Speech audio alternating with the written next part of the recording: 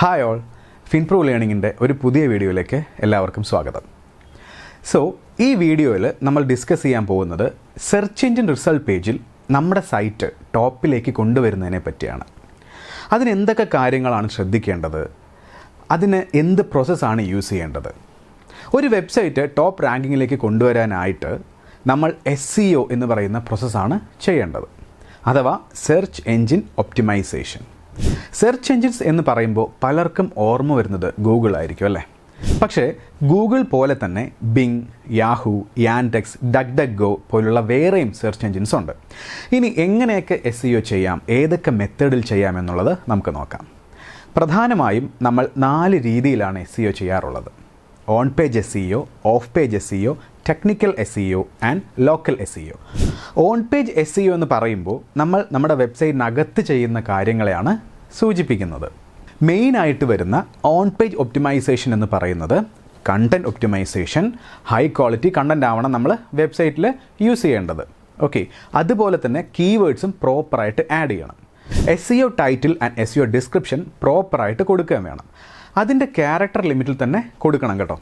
Link optimisation, image optimisation, video optimisation, heading tags, URL optimisation എന്നിങ്ങനെയുള്ള on page optimisation ഒക്കെ തന്നെ നമ്മൾ പ്രോപ്പറായിട്ട് തന്നെ ചെയ്യേണ്ടതാണ്.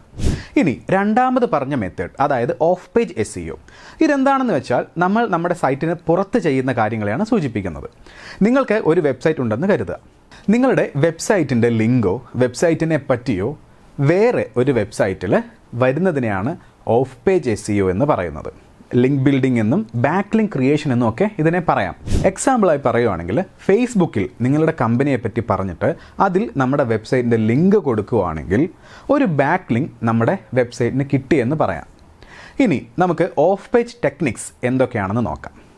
അതായത് social bookmarking, directory submission, classified ads, business listing, press release, guest blogging, PDF submission etcetera.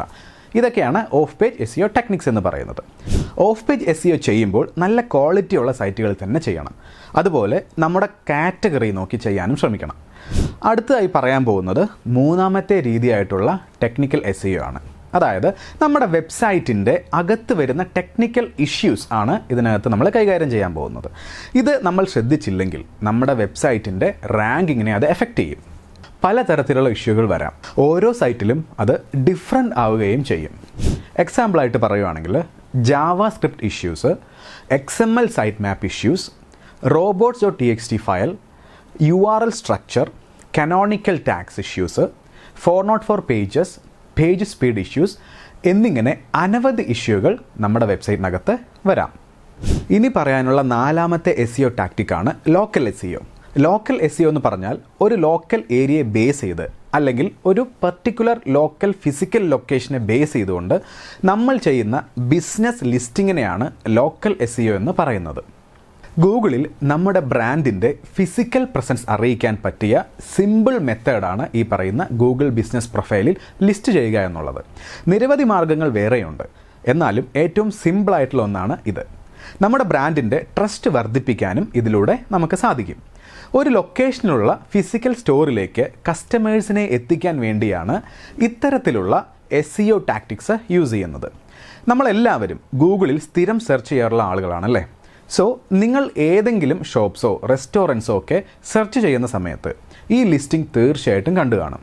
പലരും അവിടെ കൊടുത്തിട്ടുള്ള ഗൂഗിൾ മാപ്പ് ഉപയോഗിച്ച് ആ ഒരു പർട്ടിക്കുലർ ലൊക്കേഷനിലേക്ക് പോവുകയും അല്ലെങ്കിൽ അവിടെ കൊടുത്തിട്ടുള്ള നമ്പറിലേക്ക് കോൺടാക്ട് ചെയ്യുകയോ ചെയ്തിട്ടുണ്ടാവും.